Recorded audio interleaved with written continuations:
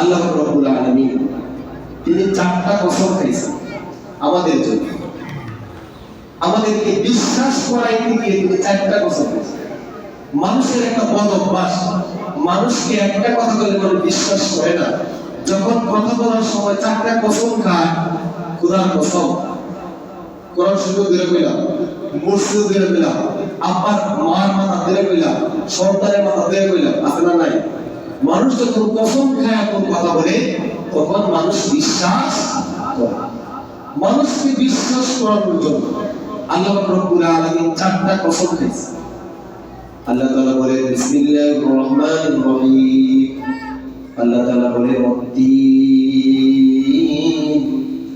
ওয়াজ-যাইতুন ওয়া তুরি সিনিন ওয়া হাযাল বালাদিল আমিন। সুবহানাল্লাহ। আল্লাহ তাআলা বলে ওয়াত-তিন, তিনের কসম, তিন ফলের কসম, ওয়াজ-যাইতুন, জাইতুন ফলের কসম, তুর সিনিন, ওই যে তুর পর্বত আছে, তুর পর্বতের কসম, ওয়া হাযাল বালাদিল আমিন, মক্কা নগরীর কসম, লাকাদ খালাকনাল ইনসানা ফি আহসানি তাকওয়িম। সুবহানাল্লাহ। আল্লাহ তাআলা বলেন লাকাদ, অবশ্যই, খালাকনাল ইনসান, আমি মানুষকে বানিয়েছি। লাকাদ খালাকনাল ইনসান, অবশ্যই আমি মানুষকে বানিয়েছি। ফি আহসানি তাকওয়িম, সবচেয়ে উত্তম আকৃতি দিয়ে সুন্দর করে, সবচেয়ে সুন্দর করে আমি মানুষকে বানিয়েছি। সুবহানাল্লাহ। আল্লাহ তাআলা বলেন ও দুনিয়ার মানুষ, তিন ফলের কসম, জাইতুনের কসম, তুর পর্বতের কসম, মক্কা নগরীর কসম, আমি তোমাদেরকে সবচাইতে সুন্দর আকৃতি দিয়ে বানিয়েছি। সুবহানাল্লাহ। কত হইল আল্লাহ, আপনি আমাদের এত সুন্দর করে কেন বানাইলেন? আচ্ছা আল্লাহ, আপনি আমাদেরকে এত সুন্দর করে না বানাইলে তো ঠিক না? আল্লাহ রাব্বুল আলামিন আরেক জায়গায় বলেন ইয়া আইয়ুহাল ইনসান মা গররুকা বিরাব্বিকাল কারীম, ও দুনিয়ার মানুষ, তোমাদের কি হয়ে গেল? মা গররুকা বিরাব্বিকাল কারীম, কার ধোঁকায় পড়ে তুমি তোমার রব আল্লাহকে ভুলে গেলা? কে তোমাকে আমার চাইতে বেশি ভালোবাসে? আল্লাহ বলেন। এরপরে বলেন আল্লাযী খালাকাকা ফাসাওয়াকা ফাআদালা, আমি তোমাকে সৃষ্টি করেছি, তোমাকে সুবিন্যস্ত করেছি, তোমাকে সুঠাম করেছি। এরপর আল্লাহ তাআলা বলেন ফি আইয়ি সূরাতিন মা শাআ রাক্কাবা, আমি তোমাকে নিজের মনের মতো করে বানিয়েছি। সুবহানাল্লাহ। দেখেন এখানে চারটা কসম খেয়ে বলে মানুষরে আমি তোদেরকে সবচেয়ে সুন্দর করে বানাইছি। এখানে আবার আল্লাহ তাআলা বলেন ও দুনিয়ার মানুষ, আমি তোমাদেরকে নিজের মনের মতো করে বানিয়েছি। সুবহানাল্লাহ। তাহলে বোঝা যায় এই পৃথিবীর মধ্যে আল্লাহ তাআলা যত কিছু বানাইছে সবচেয়ে সুন্দর করে মানুষকেই বানাইছে। সুবহানাল্লাহ। আরেক আয়াতে আল্লাহ বলেন কুনতুম খায়রা উম্মাতিন উখরিজাত লিন-নাস, ও দুনিয়ার মানুষ, তোমাদেরকে সর্বোত্তম জাতি হিসেবে দুনিয়াতে পাঠাইছে। সুবহানাল্লাহ। কি বুঝলেন? এই দুনিয়াতে হাজার হাজার জাতের প্রাণী আছে। সাধারণ হিসাব করে 18,000 জাতের মাখলুকাত দুনিয়াতে বসবাস করে। সাধারণ হিসাব, শুধু পৃথিবীতে বাস করে।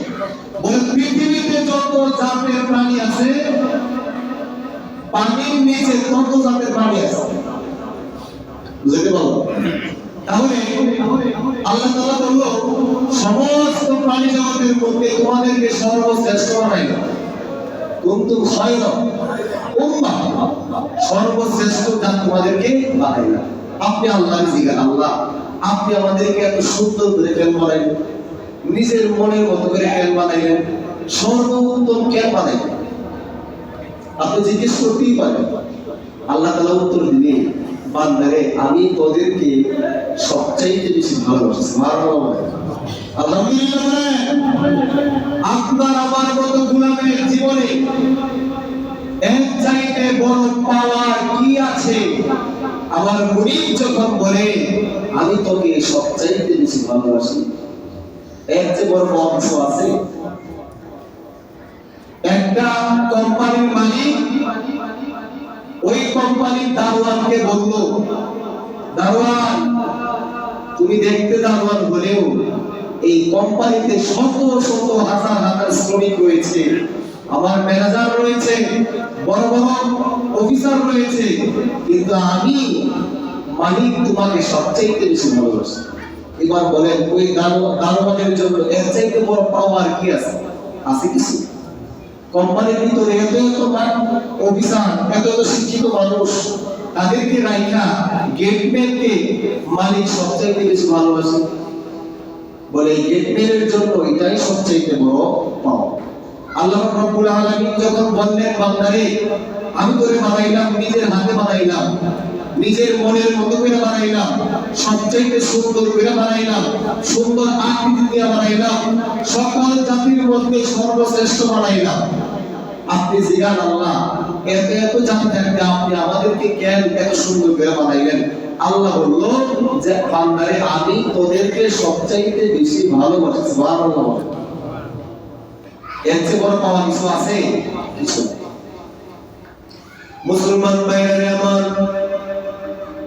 আপনাকে আমাকে যদি বানানোর জন্য আল্লাহ পাক রব্বুল আলামিন চিন্তা ফিকির করলেন, তিনি মনে মনে মনস্থ করলেন আমি দুনিয়ার জমিনে মানুষ সৃষ্টি করব,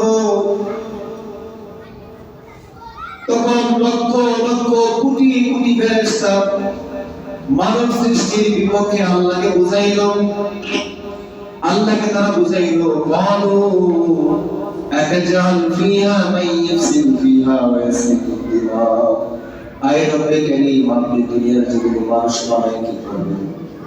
তারা দুনিয়ার জমিনে গিয়ে মারামারি করবে, রক্তপাত করবে, ভাই ভাইকে হত্যা করবে, পিতা সন্তানকে হত্যা করবে, মা তার মেয়েকে হত্যা করবে, স্বামী স্ত্রীকে হত্যা করবে, স্ত্রী স্বামীকে হত্যা করবে, বন্ধু বন্ধুকে হত্যা করবে, দুনিয়ার জমিনে রক্তপাত করবে, একে অন্যের সঙ্গে মিল মহব্বত করে চলবে না, দুনিয়ার ধন সম্পদের লোভে পড়ে নামাজ পড়বে না, রোজা রাখবে না, হজ করবে না, যাকাত দিবে না, হালাল হারাম মেনে চলবে না, জীবনের শুরু থেকে নিয়ে শেষ পর্যন্ত বিভিন্ন পাপ কাজে লিপ্ত থাকবে। হে রব্বে কারীম আতাজালু ফিহা ওয়া ইফসিদু ফিহা ওয়া ইয়াসফিকু দিমা, মানুষ বানায় কি না? নাহনু নুসাব্বিহু বিহামদিকা ওয়া নুকদ্দিসু লাক, আমরাই তো আপনার ইবাদত করি, আপনার হুকুম মানি। নামাজের কাতারে একদল ফেরেশতা দাঁড়িয়ে আছে, কিয়ামত পর্যন্ত দাঁড়িয়ে থাকবে, লড়াচড়া করবে না।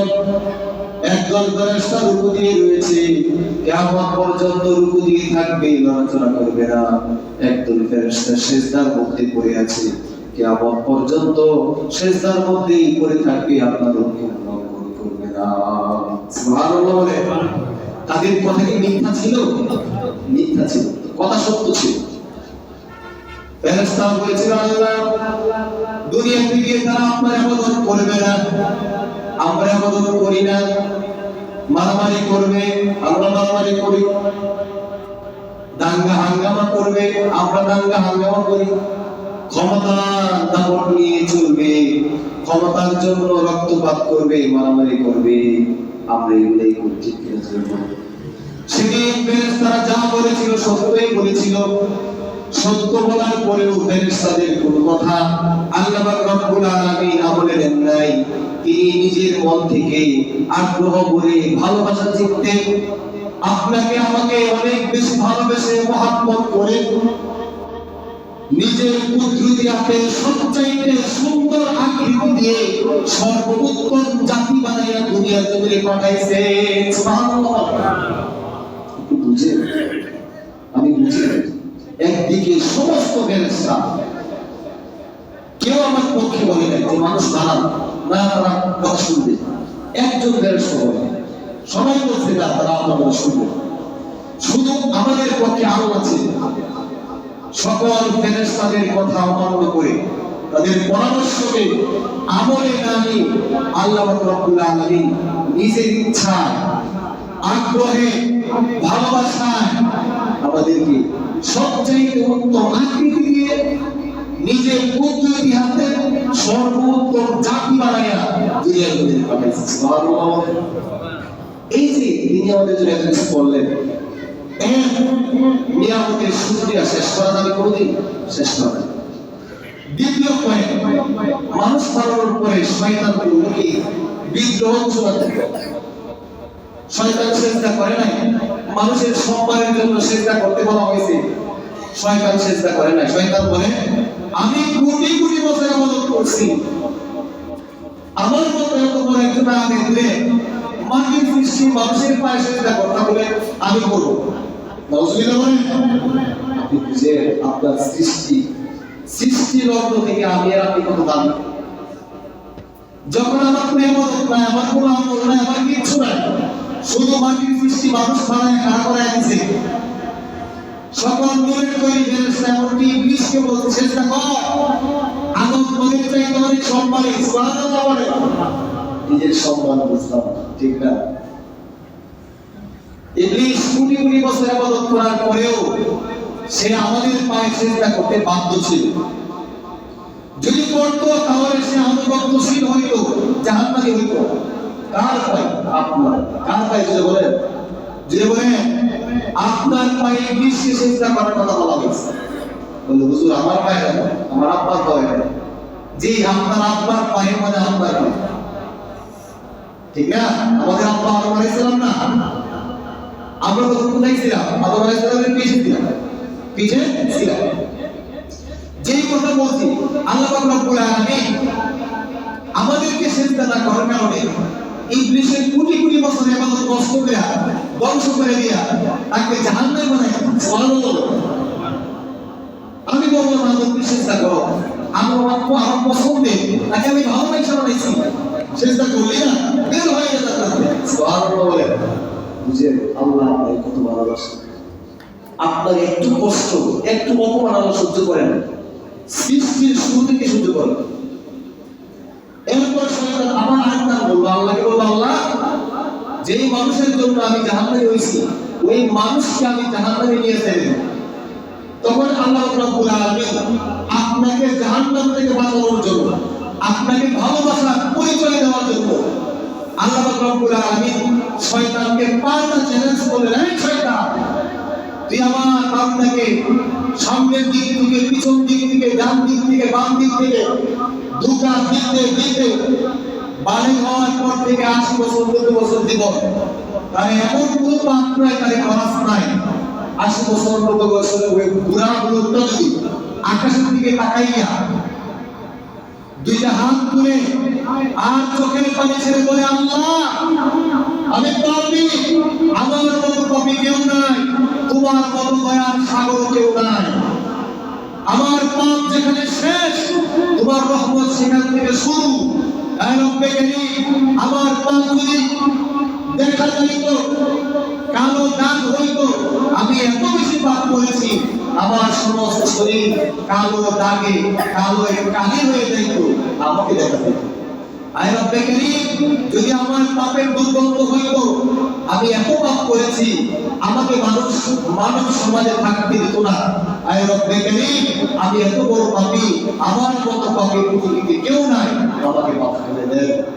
আল্লাহ তাআলা শয়তানকে বলল, শয়তান তুই 80 বছর মেহনত কইরা কষ্ট কইরা তোর চেহারা চামড়া লয়ে আমার বান্দারে পাপী বানাবি? 80 বছর 90 বছর বয়সে, 60 বছর 50 বছর বয়সে আমার বান্দার চোখের পানি ছেড়ে কাঁদলে আমি আমার বান্দার অতীত জীবনের সমস্ত গুনাহ মাফ করে তাকে আমি জান্নাতবাসী বানায় দেব। সুবহানাল্লাহ। তাইলে বুঝেন আল্লাহ কি আপনাদের কম ভালোবাসে না বেশি ভালোবাসে?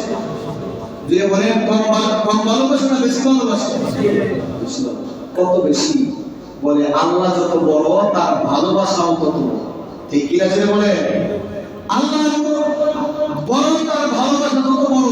আল্লাহর যেমন কোনো সীমানা নাই, তার ভালোবাসারও তেমন কোনো সীমানা। এত বেশি ভালোবাসতেন।